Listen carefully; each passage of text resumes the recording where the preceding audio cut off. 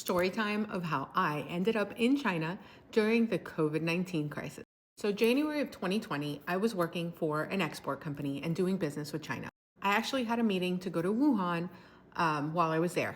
What was interesting was that the person that I was supposed to meet in Wuhan said that he would come to me rather than having me go there.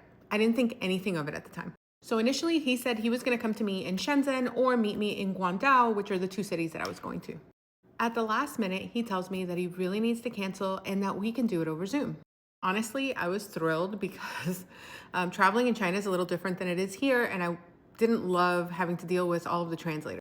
So we ended up having a meeting virtually and did everything that we really needed to, so that the only cities I had to go to were Shenzhen and Guangdong.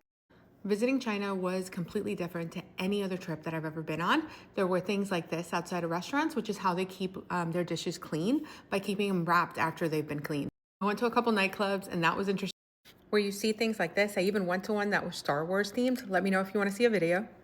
And honestly, while I was there, I had no clue anything was going on. It was actually during the Chinese New Year, which was a really neat experience because they had a lot of mandarin oranges around. And there were some really cool places. Shenzhen seemed like a regular city. This was our driver's car, and this was driving to Hong Kong. So the day that I got back, my husband goes to pick me up at the airport and asked me if I'd heard the news. And the big news was that China had reported its first COVID case. At the time, I really had no idea that this was a big deal, but soon after, I learned that the guy that I had gone to visit ended up being really sick. He did make it. I was really grateful to make it back in time and not been stuck there.